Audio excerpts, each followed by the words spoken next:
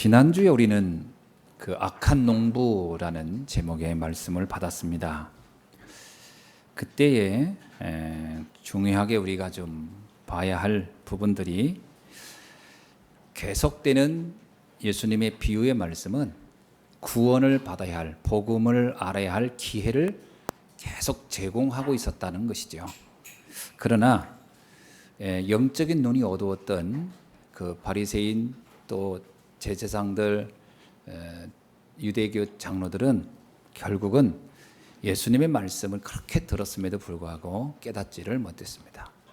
다시 말하면 마음의 문이 닫혀져 있었던 거죠. 그러니까 들어도 깨닫지 못하고 보아도 볼 수가 없었던 것이죠. 우리가 마음의 문을 닫아놓으면 아무리 들어도 안 들리게 되어 있죠. 그래서 이 시간은 우리가 마음의 문을 열고 말씀을 받아야 할 줄 믿습니다. 그 마음의 문을 연다는 말이 무슨 얘기죠? 내 안에 고정관념을 내려놔야 돼요. 나의 체험, 내가 알고 있는 지식들, 내가 알고 있던 것들을 일단은 유보하고 말씀을 들으셔야 됩니다. 지금까지 살아온 나의 삶이 과연 올바랐느냐 아니냐, 이거 이전에 말씀을 신뢰하면서 들어야 됩니다. 그렇지 않으면 말씀과 내가 자꾸 안 맞게 되죠. 또 하나는 영적인 눈이 열린다는 것은 다른 말로 말하면 나를 발견한다는 말이기도 합니다. 나를 발견해야 말씀이 들려요. 그럼 나를 어떤 걸 발견한단 말이죠? 마가복음 2장 17절에 보니까 예수님이 이런 얘기를 합니다.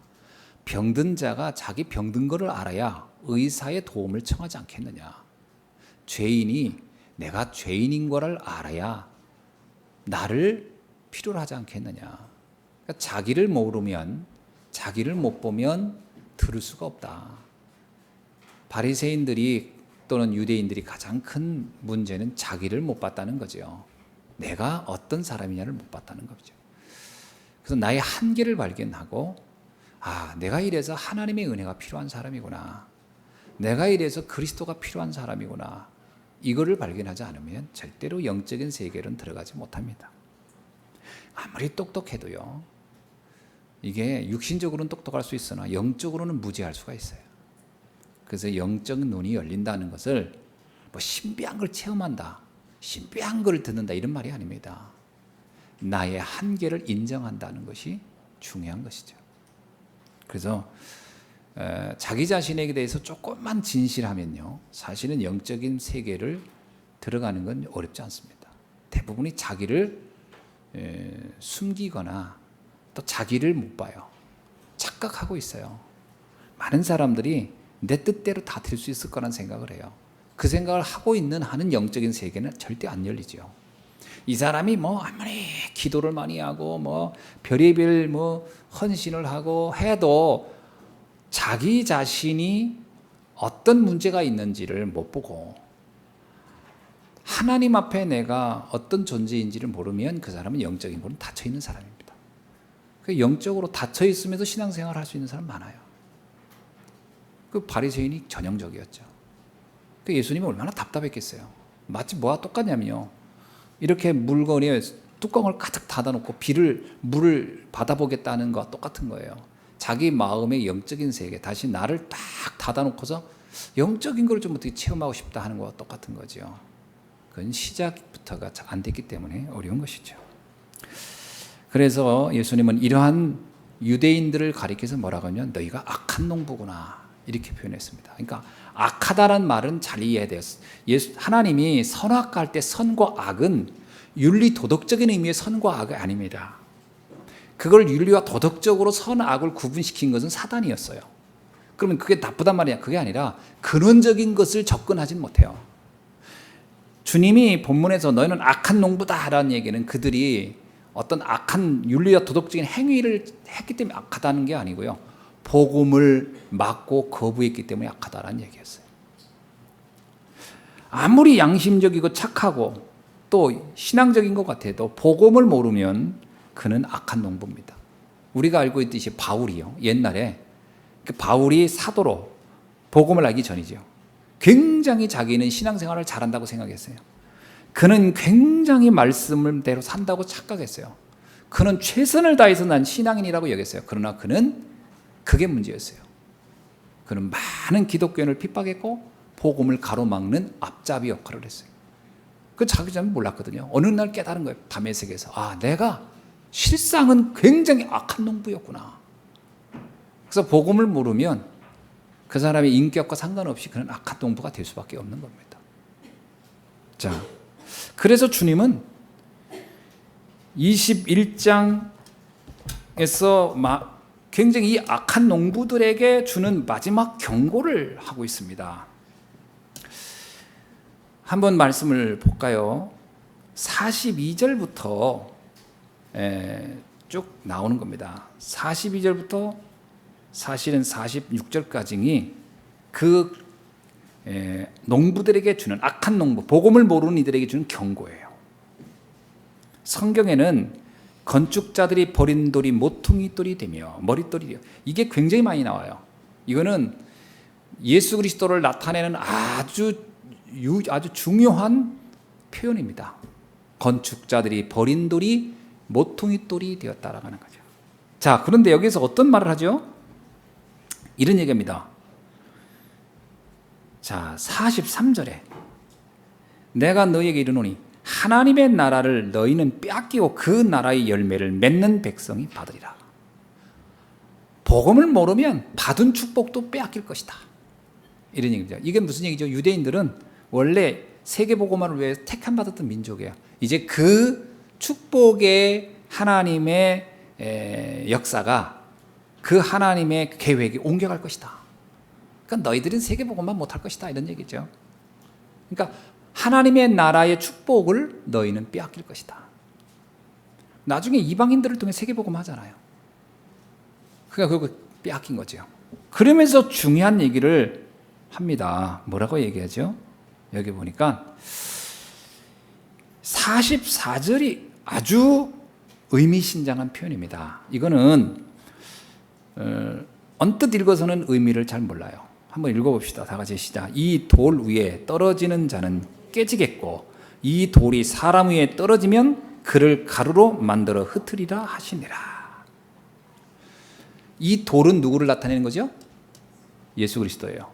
여기서 이 돌은. 자, 이 돌은 그냥 돌이 아닙니다. 스톤이 아닙니다. 이건 그리스도를, 산돌, 예수 그리스도를 상징하는데, 이 돌에 뭐라고 나오죠? 이 돌 위에 떨어지는 자는, 네가 그 돌 위에 떨어지면 너는 깨어지겠고 이 돌이 너 위에 떨어지면 너는 부서져 흩어지리라. 무슨 말이죠? 이런 표현입니다. 네가 그리스도란 돌 앞에 너 자신을 갖다가 그리스도를 너한테 맡기면, 그리스도에게 너를 완전히 맡기면 너의 옛 과거에 불신앙했던 옛사람의 너는 깨어질 것이고, 갈라디아서 2장 2절이 된다는 거예요.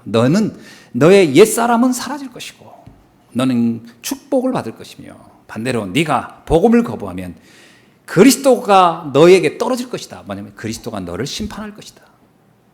그러면 너는 어떻게 된다? 너는 부서져 흩어지리라. 영원히 멸망을 받을 것이다. 그 얘기입니다. 그러니까 그리스도에게 내 인생을 맡기지 않으면 그리스도가 너를 심판해 버릴 것이다. 그러면 심판을 받게 되면 어떻게 되죠? 영원한 지옥에 가버리는 거죠. 그래서 이 악한 농부들에게 주님이 마지막 경고를 하는 거다. 그리스도에게 내 인생을 맡겨라. 그래야 축복을 받는다. 끝까지는 거부하냐? 그러면 너는 심판을 받을 것이다. 그러면 흩어져 버릴 것이다. 이렇게 경고한 말씀이지요. 자, 45절에 볼까요? 대제사장들이, 바리새인들이 예수의 비유를 듣고 자기들을 가리켜 말씀하신 줄을 알기는 알아들었어요. 아, 우리한테 한 얘기였구나. 우리를 멸망시키는 말이겠구나. 여기까지는 알아들었겠죠. 그런데 뭐라고 했어요? 여기서 이들이요, 말씀을 알아들으면서 회개하고 구원받으란 말이구나, 이렇게 알아듣는 게 아니라 우리를 까네, 이렇게 알아들었어요. 그러면서 뭐라고요? 잡고자 하나 무리를 무수하여 이는 그들이 예수를 선지자로 알미라. 예수를 어떻게든지 없애버리려고 마음을 먹었다. 그러니까 계속 악한 짓을 계속. 영적인 눈이 안 열리니까 예수님의 말씀을 하나도 못 알아듣는 거죠. 우리가 영적인 메시지를 알아듣는 축복을 우리는 누려야 할 줄 믿습니다. 지금 제가 하는 메시지를 여러분이 하나님의 음성으로 알아듣는다면 여러분 은혜 가운데 임한 줄로 믿습니다. 이런 말을 들으면서 왠지 모르게 분노가 일어나고 화가 치민다 그러면 곤란하죠. 그렇지 않으셔야 되죠. 아, 그렇구나. 바리새인들은 화가 치밀었지만 이 말씀의 의미를 아는 사람들은 감사했던 거죠. 맞다. 내가 죽게 내 인생을 맡겨야 되는구나. 할렐루야. 자, 그러면서 세 번째 비유입니다. 22절이죠. 예수께서 다시 비유로 대답하여 이르시되. 세 번째 비유입니다. 참 예수님은요 포기를 안 해요. 끝까지 알아들었도록. 그 여러분 우리가요 말씀 한두 번 해서 못 알아듣는다고 포기하는 것은 정말 하나님 뜻이 아닙니다. 주님을 보세요. 자기를 미워 죽이려고 하는 사람한테도 계속 합니다. 알아들을 때까지. 그 영혼을 불쌍히 여긴 거죠. 불쌍히 여긴 겁니다. 우리들 같으면 아휴 이 정도 했는데도 못 알아들어. 얘나 모르겠다. 돌아서는 게 아니고 알아들어야 되겠다. 또 비유로 말씀합니다. 비유의 뜻은요 마태복음 13장 13절에 나오지만 못 알아듣는 사람을 위해서 하는 게 비유입니다. 계속 근데 이 비유가요 22장 지금 오늘 읽어드린 비유가 언뜻 보면은 쉬운 비유 같지만 대단히 어려운 비유예요.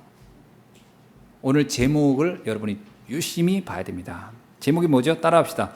예복을 입은 사람들. 이 비유의 가장 포인트는 사실은 예복입니다. 초청이 아니고요. 사실은 예복이에요. 이게 키워드입니다. 자, 이게 무슨 얘기죠? 2절에 볼게요. 천국은 마치 자기 아들을 위하여 혼인잔치를 베푼 어떤 임금과 같다. 천국에 대한 말씀을 하고 있어요. 그 천국은 어떤 것이냐? 이거를 구원과 천국을 동일시하고 있어요. 예수님은요. 구원을 받았다? 이 말은 천국을 소유한 것이다. 그런 얘기를 하고 있는 거죠. 그런데 이 천국은 어떤 거죠? 사후세계의 천국을 말하고 있지 않습니다. 여기서 성경에는 사후세계 천국도 말씀하고 있지만 예수님이 말씀할 때는 사후세계 천국은 그거는 이미 뭐 어차피 우리가 예수 그리스도 안에서 보장받아서 가는 거니까 구원받으면 가는 거니까 그거는 우리가 걱정할 게 아니에요. 그죠? 그날이 오는 걸 염려할 것도 없어요. 그건 언젠가 오고 갈 거니까요. 주님은 그거를 염려하지 않습니다. 뭘 염려? 지금 우리가 어떤 천국을 누릴 것이냐를 말씀하고 있어요. 천국을 뭐라고 표현하죠? 구원에 대해서 이렇게 얘기합니다. 왕자의 혼인잔치와 같은 것이다. 구원이 뭐라고요? 왕자의 혼인잔치와 같은 것이다. 그러면 구원은 어떻다는 거예요? 굉장히 행복한 것이다. 구원은 굉장히 기쁜 것이다. 이런 뜻입니다. 우리가 받은 구원은 굉장히 기쁜 것이에요. 여러분이 그런 이 구원에 대한 감격이 있어야 됩니다. 아멘. 자, 그러면서 오늘 아주 중요한 얘기를 해요. 천국은 왕자의 혼인잔치를 베푼 임금과 같다고 했어요. 이게 무슨 얘기입니까? 말을 가만히 읽어보면요, 이게 굉장히 의미심장한 표현을 해요. 혼인잔치를 베푼 임금이에요. 자, 읽어보세요 한번. 자, 2절 시작. 천국은 마치 자기 아들을 위하여 혼인잔치를 베푼 어떤 임금과 같으니. 그러니까 천국이 잔치 같다는 얘기예요. 천국이 임금과 같다는 얘기예요. 임금을 포인트로 두고 있습니다. 임금과 같다는 게. 그러면 도대체 이게 무슨 말이지요? 우리가 이 구원을 받았다고 하는 것은 사실은 하나님과 함께하는 것입니다. 아멘. 천국 잔치를 베푸신 하나님과 함께하는 것이 우리가 받은 구원의 감격입니다. 그런데 이 천국 잔치는 우리를 위하여 모든 것이 예비되어 있어요. 4절을 볼까요? 자, 내가 오찬을 준비하되 나의 소와 살찐 짐승을 잡고 모든 것을 갖추었으니 혼인잔치에 오소서 하라 하였더니, 모든 걸 다 준비해놓고 이 잔치에 초청하는 겁니다. 그러면 구원이라는 건 뭐죠? 하나님이 우리에게 모든 축복을 예배해놓고 이 구원을 말씀하고 있는 거예요. 우리가 정말 구원을 이해한다면 모든 것들을 누리게 되는 줄로 믿습니다. 구원 안에 모든 게 다 있는 거예요. 그러니까 구원은 어떤 서론이 아니에요. 구원은 형편을 좀 좋게 하는 게 아니에요. 하나님의 모든 축복을 다 담아놓은 그 사건이 구원이에요. 그래서 천국 열쇠를 갖는 것 같은 겁니다. 구원을 받는 건 천국 열쇠를 갖는 거예요. 자, 로마서 8장 17절에 뭐라고 합니까? 자녀이면 또한 후사요 곧 하나님의 후사요 그리스도와 함께 후사니, 하나님의 자녀라면 하나님의 모든 축복을 받을 신분이 되었다, 이런 말을 하고 있는 겁니다. 그래서 베드로전서 2장 9절에도 뭐라고 얘기하죠? 너희는 택하신 족속이요 왕같은 제사장이요 거룩한 나라요 그의 소유된 백성이요 어두운 데서 불러내어 기이한 빛을 전하는 아름다운 덕을 선전할 자라. 어마어마한 축복이 우리 안에 있는 거예요. 여러분이 그리스도를 알고 복음만에 구원을 받았다면 우리는 하나님의 택한 족속입니다. 아멘. 이스라엘 백성은 택했는데 포기하고 떠난 거예요. 그래서 하나님 나라를 잃어버려서, 그럼 우리는 하나님 나라를 소유한 자가 됐다는 거예요. 택한 백성이요. 그리고 뭐예요? 왕 같은 제사장이에요. 왕의 신분, 제사장의 신분을 다 갖는 거예요. 그리고 우리 자신이 나라예요. 하나님의 나라. 여러분이 가는 곳마다 하나님의 나라가 세워질 것이라는 거죠. 너희가 하나님 나라다. 뭐라고요? 너희는 나의 백성이다. 그리고 이 귀한 빛을 선전할 사람이다. 이게 구원 안에 주어질 축복의 비밀입니다. 자, 이것을 준비해 놓고 잔치를 베풀었다. 우리가 왜 구원을 받아야 되죠? 우리가 구원을 받아야 할 이유는 다른 게 아닙니다. 모든 것을 다 상실했기 때문에. 이 천국 잔치에 갈 수 없다는 것 자체가 뭐예요? 이들이 이럽니다. 우리는 밭으로 가야 되고 우리는 사업하러 가야 되고, 뭐야? 아무것도 없는 거예요. 지금 뭔가를 막 얻어야 돼요. 그러니까 불신자 상태 뭐야? 끊임없이 수고하고 땀을 흘려야 돼요. 이게 우리의 삶의 상태예요. 그런데 여기에 보니까 그들은 그걸 선택하고 천국을 포기했어요. 신기하죠? 그죠? 수고하고 땀 흘리는 것을 선택하고 하나님이 주신 축복을 포기했어요. 사람들은. 이 초청에 거절한 사람들의 이유가 그런 게 나옵니다. 여러분, 물고기는 물을 떠나면 안 되지요. 나무는 흙에서 뽑히면 안 되지요. 마찬가지 인간이 하나님을 떠나면 안 되게 되는데 떠나 있어요. 그러면 망하게 돼 있죠. 그래서 우리는 구원을 받아야 하는 겁니다. 다시 원래의 축복을 회복해야 되니까. 그게 우리의 구원받아야 할 이유예요. 구원은 그냥 기분을 좋게 하는 게 아닙니다. 우리의 근원을, 운명을 바꿔주겠다는 거예요. 자, 그런데 이 구원은 인간의 노력으로 될 수 없어요. 하나님의 은혜로만 돼요. 그래서 뭐냐면 하나님이 그들을 초청한다는 거예요. 하나님이 우리를 불러줘야 돼요. 구원은 우리가 가는 게 아닙니다. 여러분, 왕이 잔치를 베풀었는데 우리가 마음대로 갑니까? 여러분, 영화도 봤잖아요. 어떤 특별한 사람들의 잔치는요, 자격이 있어야 들어와요. 자격도 없이 막 들어가면 못 들어갑니다. 하나님께서는 우리에게 잔치를 베푸시고 초청장을 줬다는 거예요. 너희들은 와도 돼, 이렇게. 근데 초청장을 받은 이들이 뭐라고 했어요? 안 가, 그랬어요. 난 못 가. 왜? 바빠서. 어떻게 바빠요? 밭에 일하러 가야 돼. 난 사업하러 가야 돼. 돈 벌러 가야 돼. 그럼 안 갔다는 거예요. 필요하겠죠. 그러나 그곳에 가면 어마어마한 것이 있다는 걸 몰랐어요. 그러니까 이 구원이 어떤 건지 모르면 별로 관심 없습니다. 여러분, 우리가 예수 믿고 정말 당신의 인생의 운명을 바꾸십시오. 관심 없는 사람들은 아유, 그런 얘기 하지 마. 난 피곤하게. 예수의 이응자도 하지 마. 이런 사람들도 있지 않습니까? 예수 예자도 하지 마. 아이고, 그 얘기 들으면 괜히 이상해져. 뭐 이런 사람은 의외로 많거든요. 왜냐? 그 구원이 주는 축복을 모르기 때문에. 다 무너져 봐야 그때서 찬송가 있죠. 천부여 의지 없어서 손들고 옵니다. 대부분이 다 망하고 그때서 와요. 이거 주여, 내가 해보니까 다 별게 아니었네요.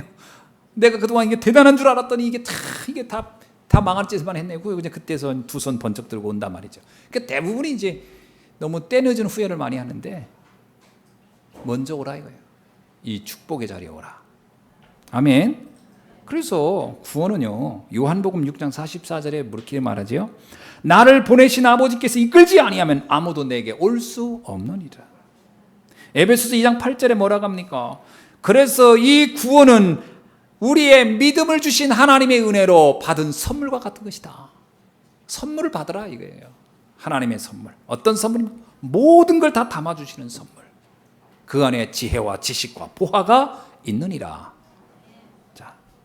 자, 이런데 이와 같은 영적 사실을 모르면 결국은 구원을 거절하게 되는 거지요. 그런데 여기 보니까요, 이들은 거절하는 정도가 아니고 종들을 잡아 죽이기까지 했어요. 다시 말하면 이 복음을 전한 선지자들을 핍박하고 막 학살하고 막 이러겠습니다. 유대인들이 그랬잖아요. 많은 전도자들을 다 죽여버렸잖아요. 복음 가진 이들을 계속 핍박했습니다. 그들에게 돌아갈 결과는 뭡니까? 9절에 보니까 임금이 노하여 군대를 보내요. 그리 살인한 자들을 진멸하고 그 동대를 불사들이라. 그래서 유대인들이 완전히 2000년간 망한 거예요. 그래서 하나님께서 사실은 천사를 보내서 유대인들을 진멸해버린 거예요. 진멸. 그래가지고 유대인들은 아무리 열심히 노력해도요, 계속 되는 일이 없는 거예요. 이 나라 가도 학살, 저 나라 가도 학살. 왜 그래요? 진멸당했어요. 진멸. 복음을 거부한 결과예요. 그래서 먼 역사를 놓고 볼 때 복음을 거부한다는 것은 이건 간단한 얘기가 아닙니다. 오늘 우리가 큰 은혜를 누리는 날이 되어야 할 줄로 믿습니다. 그래서 거듭 초청을 해요. 3절에 볼게요. 오라 하였더니, 4절에도 오소서 하라 하니, 처음에는 오라 했다, 나중에 오소서. 처음에는 오라 했더니 그래도 안 온다니까 오소서 하라. 막 요청을 반복해 합니다. 그러나 그들은 계속 거부합니다. 왜 그들은 참석을 거절했을까요? 물론 거절한 이유가 있죠. 천국잔치를 거절한 이유 5절에 나오죠. 간단히 나옵니다. 자기 밭으로, 자기 사업으로 그들은 거절했다, 이렇게 나옵니다. 영적인 건 못 보면 거절하죠. 영적인 세계 안 보이면요, 시간이 아까워요. 예배 드리는 거 시간 아까워요. 영적인 이유 모르면요, 헌금하는 거 아까워요. 아까우지 않을 수가 없어요. 와서 예배 시간에 앉아 있는 게요, 이게 굉장히 많이 손실 보는 것 같아요. 아, 나 세상에 할 일 많은데. 많은 일입니다. 가서 밭도 일구고 자기 사업도 하셔야 됩니다. 그러나 선택을 해야 돼요. 무엇이 정말 중요한 것인가. 많은 사람들은 잘 이해를 못해요. 영적인 세계를 보는 눈이 있어야 됩니다. 이 유대인들이 굉장히 영적인 것 같았는데 사실은 굉장히 육신적인 사람들이에요. 눈에 보여지는 것 가지고 모든 걸 판단했으니까요. 그래서 영적인 걸 육적으로 하면 다 망해요. 예를 들어 우리가 성가대원들한테 매달 사례비를 줘보세요. 내가 볼 때는 성가대들은 찬양을 위해 찬양하는 게 아니라 돈 때문에 찬양할 겁니다. 그럼 망하죠. 영적인 걸 알고 헌신해야 되는 거죠. 이게 모르면 자꾸 뭔가를 기대하고 대가를 바라게 돼요. 그게 영적인 건 몰라서 그런 거다. 영적인 건 하나님이 주시는 겁니다. 신앙생활도 이해를 잘하고 해야 돼요. 이거 잘못하면 육신적인 것으로 환산해서 받으려고 하면 안 됩니다. 하나님이 우리의 운명을 바꿔놓으시고 하나님의 계획 속에 내가 있다면 그것이 최고의 축복인 줄로 믿습니다. 자, 그런데 6절에 보니까 이 복음을 전하는 사람들을 계속 핍박한 것이 나오지요. 유대인들은 사실은요, 하나님 앞에 택한 백성이었는데 나중에는 결국은 자기 속에, 자기의 생각 속에 빠져들어서 복음을 거부하는 민족이 되죠. 선민사상에 딱 사로잡혀가지고요. 그래서 결국은 신앙이 율법화되고 종교화되어서 복음을 알아듣지 못하고 복음을 거부하게 됩니다. 우리가 매일 깨어 있지 않으면 우리의 신앙이 변질될 수 있어요. 영적 경화증이 걸리면 곤란해요. 매일 깨어 있어야. 그래서 우리의 굳은 마음을 기경해야 돼요. 우리가 영적으로 날마다 민감하지 않으면 안 됩니다. 그래서 말씀으로 매일 나를 점검해야 돼요. 매주일 예배는 굉장히 중요한 겁니다. 여러분, 매주일 예배는 새로운 말을 듣는 게 아닙니다. 새로운 게 아니에요. 여러분, 새로운 걸 성경이 이러잖아요. 해 아래 새 것이 없다. 새 거가 없어요. 여러분, 먹는 밥을 매일 새 걸 먹으려고 해보세요. 그거 어떻게, 우리나라가 아무리 반찬 종류가 많아도 매일 새 거를 먹으려고 하면요. 몇 년 먹으면 몇 년까지 먹을 것도 없다. 몇 달만 먹으면 더 이상 먹을 게 없어요. 그러면 새 거 나와서, 옛날 먹은 거 또 나와서 그러면 안 먹어요? 아니에요. 새 것을 찾을 게 없어요. 우리가 매주 말씀을 듣는 건 새로운 듣는 게 아닙니다. 나를 새롭게 만드는 거예요. 나는 세상이 가만히 있잖아요. 사단은 매일 공격하잖아요, 여러분. 우리 마음에 늘 염려, 근심, 불안, 이건 매일 그건 사단이 계속 우리에게 뭐를 뿌려? 가라지를 뿌리고 있잖아요. 그거를 계속 빼지 않으면 안 돼요. 매일 불신앙 들어요. 매일 염려 들어요. 안 들어옵니까? 들어오지. 오늘 이 시간 말씀 듣고 은혜 충만해져. 그럼 내일부터 또 염려 싹 빠지는데요. 안 그럴 수 없어요, 인간은. 그래서 매주 시간마다 말씀 안에서 나를 점검하고 되돌아봐야 돼요. 그래서 저는 이렇게 이런 사람이 저는 제일 안타깝더라고요. 목사님 다 알 것 같아요. 한 2달 쉬었다가 또 나오고 그렇게 할게요. 2달 동안 사단이 가만히 2달 동안 사단도 어디 휴가 가거나 방학 가면 좋은데 2달 동안 사단은 이때라 공격할 때가 이때라. 그때 본격적으로 공격이 들어가거든. 그래서요, 한 2달 지나다 보면 자기 마음이 어떠냐면요, 신앙생활이 이거 뭐 별게 아니네, 안 해도 될 것 같고, 이제 점점 뭔가 세상이 너무 좋아 보여요. 좋아 보이고 먹음직스럽고 막 탐스럽고 세상께. 그래서 어느 날 보면 자기는 완전히 불신자 상태에 와 있는 거예요. 그건 무서운 겁니다. 그거 누가 시킨 건 아닌데 그렇게 가는 거예요. 그래서 틈을 내주지 말라 그러잖아요. 틈을 내주지 말라, 사단에게. 그래서 누구든지 장담을 못해요. 섰다 해서 난 신앙생활 끝까지 잘할 거 아닙니다. 선 있는 자는 넘어질 것을 염려하라. 언제 넘어질지 몰라요. 다윗왕 보세요. 왕 딱 되고 나가지고 이쯤 됐나 했더니 그때가 그냥 다윗에게 가장 위기의 순간이었어요. 그러니까 우리는 한순간에도 어떤 면에서는 영적으로는 방심할 수 없어요. 그래서 성경에서 뭐라고 했죠? 깨어 근신하고 매일 대적하라. 아멘. 영적으로 깨어 있는 것 자체가 은혜입니다. 누군가가 나에게 계속 영적으로 막하게 얘기해 줄 때, 그때가 행복할 때예요. 누군가 나에게 깨어 있어야 돼, 믿음 생활해야 돼, 기도해야 돼, 예배 성공해, 이 말을 들을 때가 행복한 거예요. 어느 순간에 내가 그 말이 분노가 일어나거나 그 말 기분 나쁠 때 되면 아무도 말 안 해줘요. 뭐라고 하냐면 알아서 살아요. 그때는 이제 손 거둔 거거든. 그때 가장 불행한 때예요.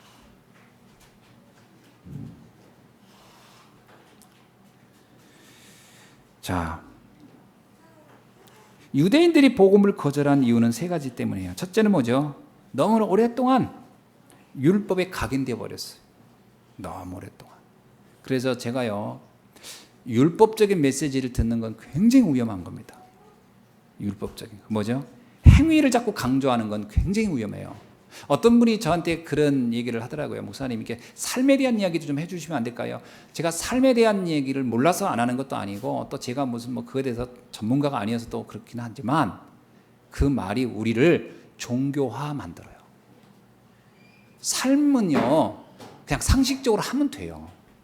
그럼 상식을 몰라가지고 자꾸 저한테 알려달라고 하는 것은 곤란해요. 밥 먹는 걸 알려줍니까? 그냥 알아서 먹으면 되지. 식당에서 떠들지 마세요. 그 얘기를 굳이 합니까? 알아서 하는 거지. 그게 중요한 얘기 아닙니다. 남편한테 잘하세요. 그건 말 안 해도 너무 잘해요. 그걸 뭘 말합니까? 그걸 못한다면 수준이 너무 떨어지는 거고, 그 수준 떨어진 사람은 학교를 다시 가면 돼요. 초등학교부터 다시 쭉 올라가면 돼요. 너무 그런 상식이 안 돼 있는 사람은 학교부터 다시 다녀야 돼요. 그걸 교회 와서 다시 다니면 너무 늦고. 영적인 세계를 붙잡아야 됩니다.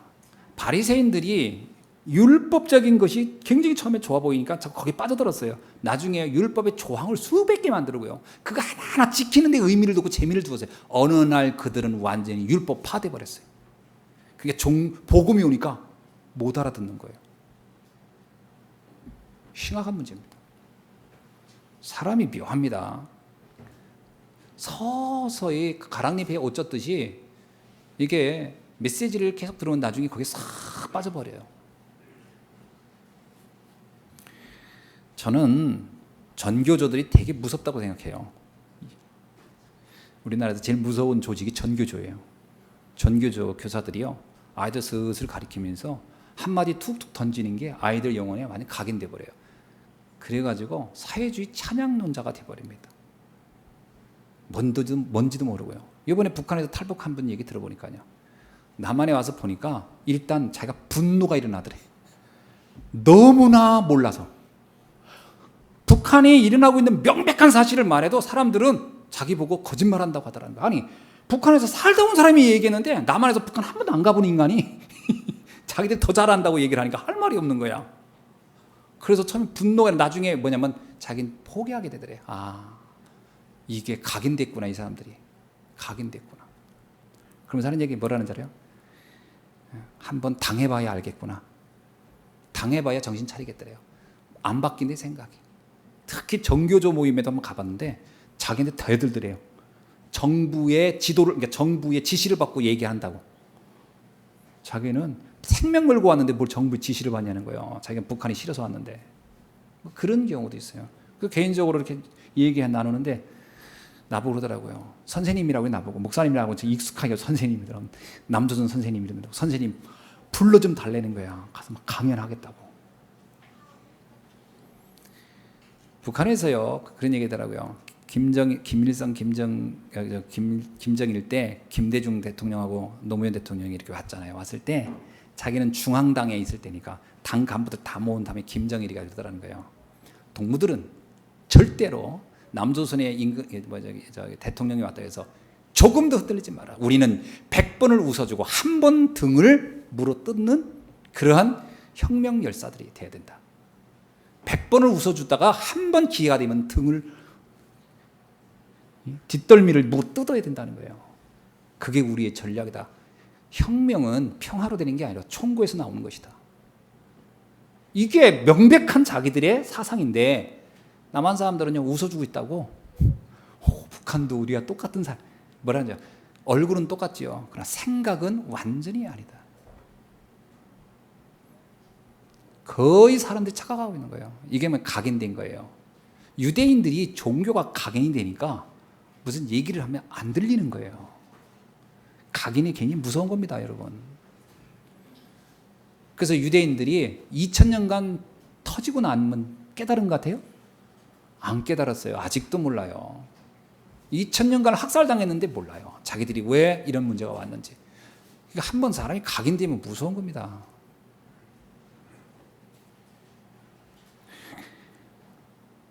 두 번째는 뭘 몰랐냐면 인간의 문제가 영적 문제인 걸 몰랐던 거예요.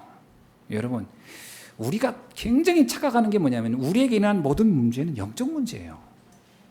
영적인 데서부터 출발된 거예요. 여러분, 사과나무가 썩는 걸 보세요. 그러면 그 밑에 뿌리 밑에서 이미 병들었기 때문에 썩는 거예요. 모든 것은 근원이 있어요. 근데 근원은 안 보이는 데 있어요. 영적 문제라는 게 거의 안 보이는 데서 모든 것이 시작점이라니까요.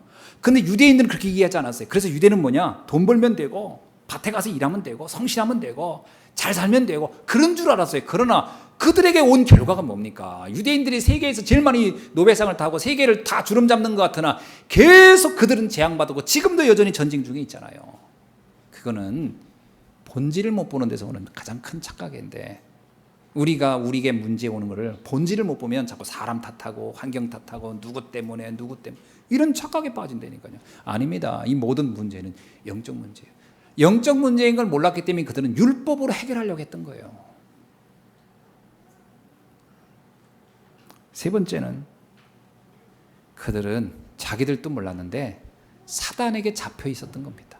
정확히 말하면 고린도후서 4장 4절 세상 신이 사람들의 마음을 혼미케 하여.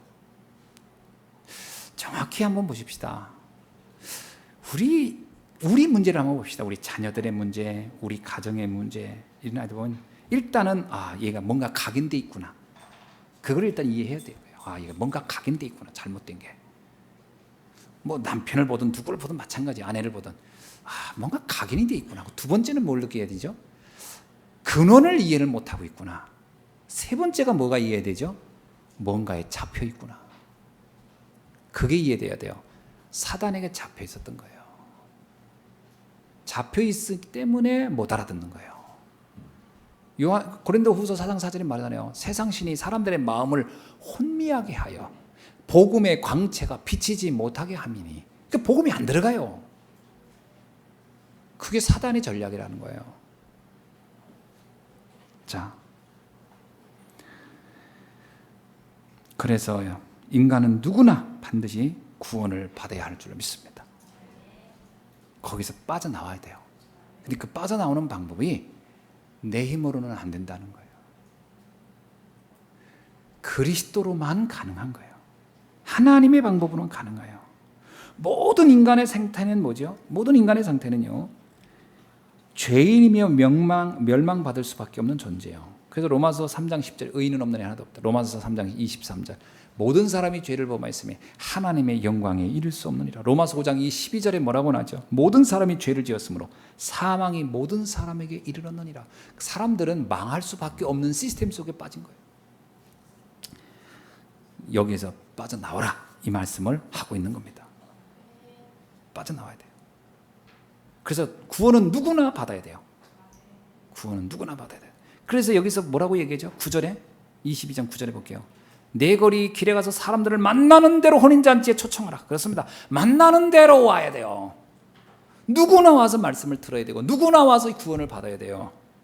그죠? 유대인이나 헬라인이나 이방인이나 무할례자나 상관없이 누구나 구원받아야 돼요. 그가 악인이든 선이든 상관없어요. 여기 볼게요. 10절에 종들이 길에 나가 뭐라고요? 악한 자나 선한 자나 만나는 대로 모두 데려오니 혼인잔치에 손님이 가득한지라. 가득해. 악한 자나 선한 자나 상관없어요. 그 사람이 윤리 도덕적으로 흠이 있냐 없냐 상관없어요. 모두 다 구원을 받아야 돼요. 이 땅의 모든 인간은 다 하나님을 만나야 돼요. 그렇지 않으면 절대로 행복할 수가 없어요. 그래서 성공하고 망하는 사람을 봐야 돼요. 출세하고 망하는 사람, 돈 많이 벌고 망하는 사람들이 너무 많잖아요. 공부 많이 하고 자살하고. 이게 뭐냐면 이게 영적인 세계를 몰라서 그런 거예요. 모든 사람은 구원을 받아야 돼요. 꼭 연약한 사람만 구원받느냐? 아닙니다. 꼭 못난 사람만 구원받는 거 아닙니다. 모든 사람은 악한 사람이나 선한 사람이나 상관없이 구원받아야 돼요. 그래야 인간답게 사는 거예요. 만나는 대로 혼인잔치에 손님을 초대해서 가득했어요. 자 11절에 보니까 그러나 이건 아무나 구원받는 건 아니에요. 손님들을 보러 들어갈 때 거기서 예복을 입지 않은 한 사람을 보니 그 많은 사람들 가운데 유독 예복을 입지 않은 사람이 있어요. 여러분 이게 이제 이 성경의 본문의 되게 어려운 점입니다. 자, 우리는 간단하게 생각하면 초청 받았어. 그러면 됐잖아. 근데 여기 예수님은 예복을 또 얘기해요. 도대체 이건 또 무슨 말이죠? 예복이 뭘까요? 여러분 결혼식에 가는데 예복 입고 가는 사람이 있어요? 그냥 말끔하게 입고 가지. 근데 좀 허름하게 입었다고 내쫓아. 그럼 좀 이상하잖아요. 제가 그 시대에 결혼관 이거 봤거든요. 결혼식에 하객들이 꼭 예복을 입어야 된다 그런 전통은 없어요. 없습니다.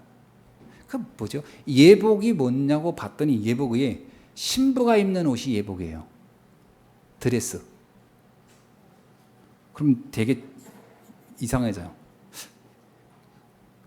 여기 손님들이 다 드레스 입고 왔다는 얘기인데 드레스 입고 왔다는 얘기잖아요. 이게 뭔 말이죠? 성경을 가만히 보면 답이 나와요. 뭐라고 나오죠? 예수님은 우리의 신랑이고 너희는 그의 신부라. 그러니까 초청을 받았다는 것은 사실은요, 우리가 여기에 아들인 예수 그리스도는 신랑으로 좀 결혼하러 이제 왔죠. 누가하고 결혼한다는 거예요? 예복을 입은 자들과 결혼하는 거예요. 우리가 일반적인 결혼잔치 구경꾼으로 가는 것을 얘기한 게 아닙니다. 예수님은 예복이 뭐냐면 그리스도와 결혼을 해야 된다는 거예요. 영적인 신부. 우리 보고 신부라는 거거든요. 그러니까 신부가 예복을 안 입고 와서 결혼식을 어떻게 해요? 그래서 뭐라고요? 예복을 입지 않은 자를 뭐라고 했어요? 13절에 임금이 사환들을 말하여 그 손발을 묶어 바깥 어두운 데에 내던지라. 이게 뭐냐면 자기 아들에게 모욕을 한 거예요. 아들은 예복을 다 갖추고 결혼하려고 서 있는데 신부가 옷을 안 입고 막 왔으니까 그는 이 결혼식을 할 의향이 있는 게 아니잖아요. 네, 쫓아버려라.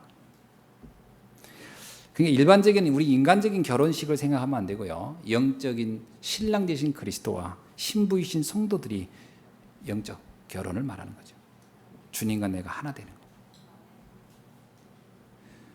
그래서 우리가 어떻게 해야 예복을 입죠? 예복이 뭐예요?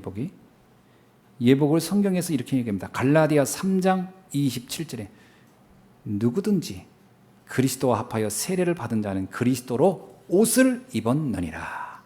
아멘. 여러분, 이 예복은 그 그리스도를 상징하는 겁니다. 그러니까 여러분, 내가 예수 그리스도를 영접하여 예복을 입은 거예요. 그러니까 교회에 와서 구원받고 싶어 와도 올 수는 있죠. 그래도 정말로 예수 그리스도를 내 구주로 영접하지 않는 것은 그는 천국 잔치를 누릴 자격은 주어지지 않는 겁니다.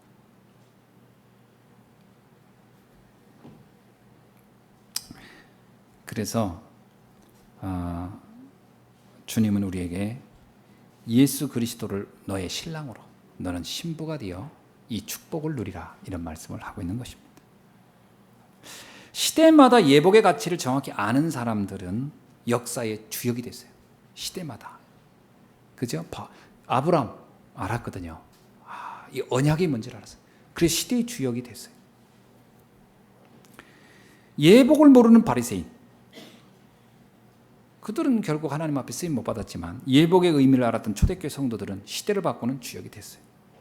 중세시대 예복의 가치를 알았던 루터, 17세기, 18세기 요한 웨슬레, 찰스 피니, D.L. 무디, 이런 사람들은 전부 다 이 예수 그리스도가 어떤 것인지를 알았던 사람들이에요.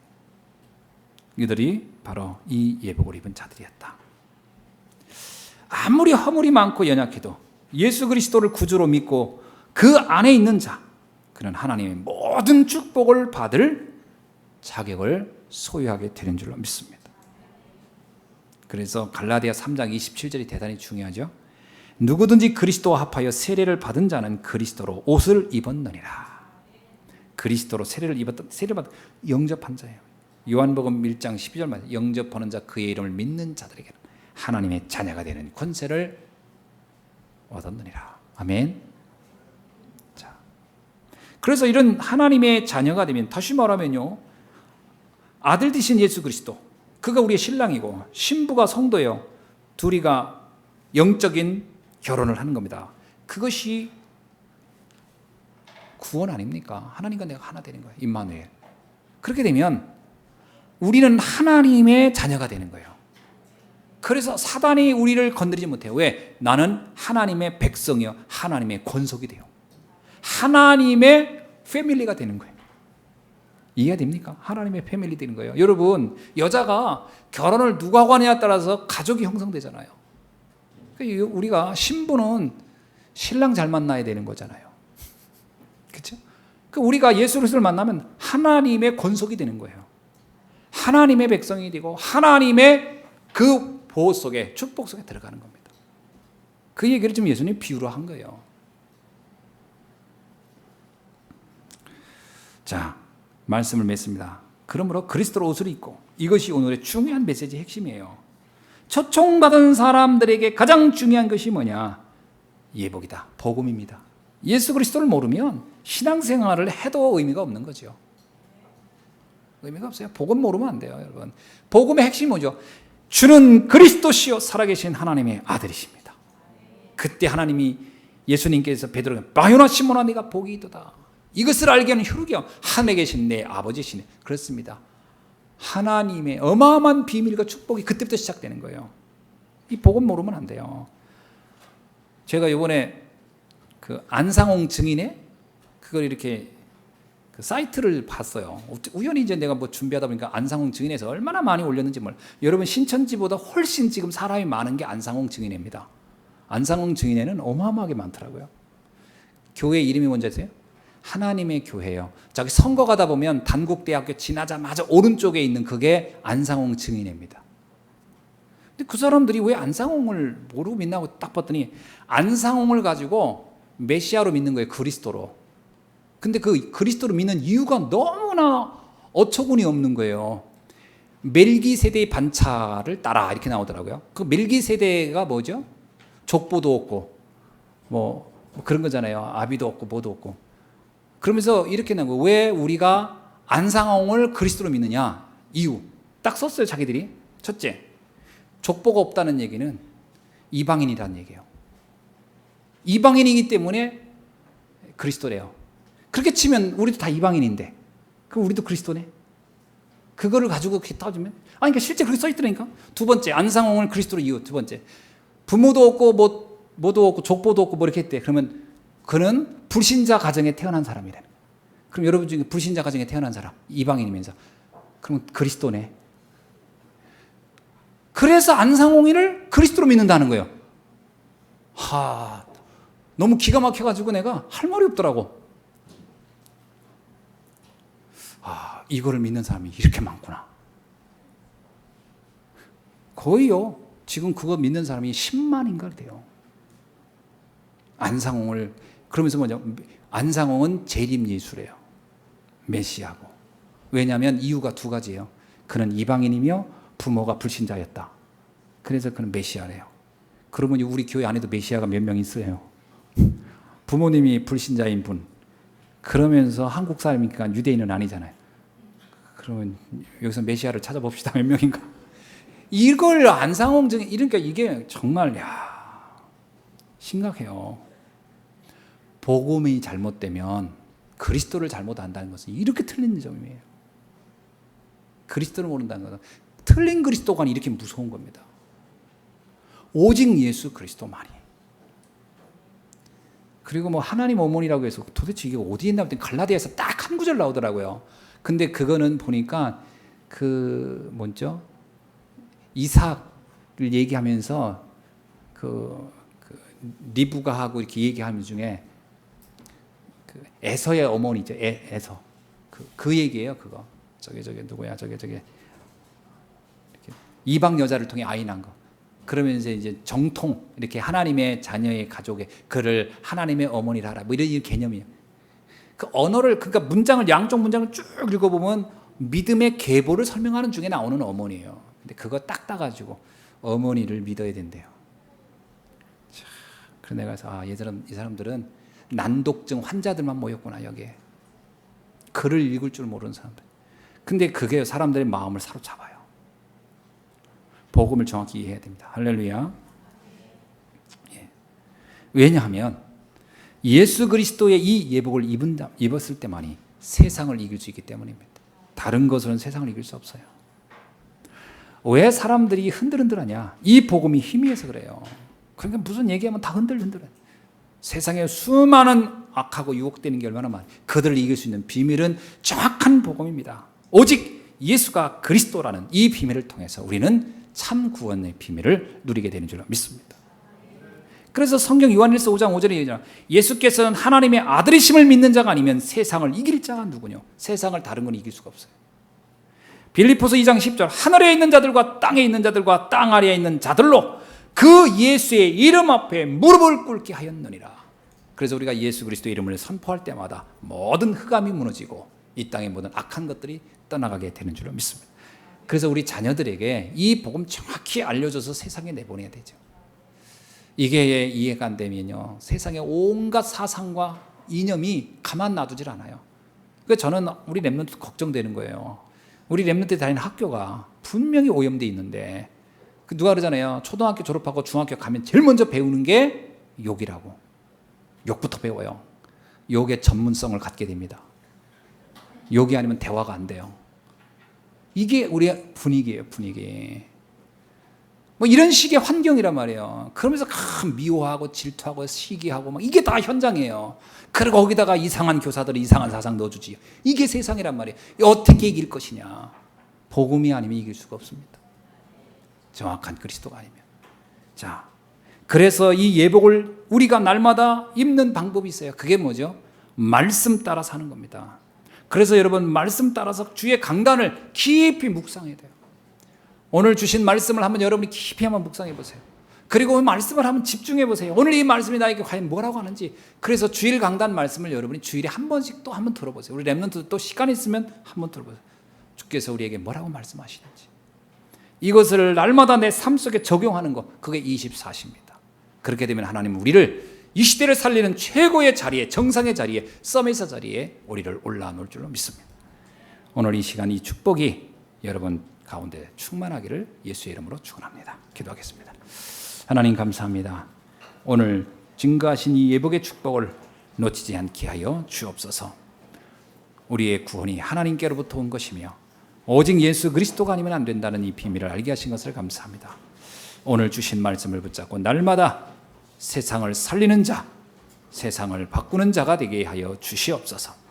오늘 주신 말씀으로 힘을 얻게 하시고 우리가 가는 현장마다 흑암이 모여지고 하나님의 나라를 세우게 하옵소서. 살아계신 주 예수 그리스도의 이름으로 기도하옵나이다. 아멘.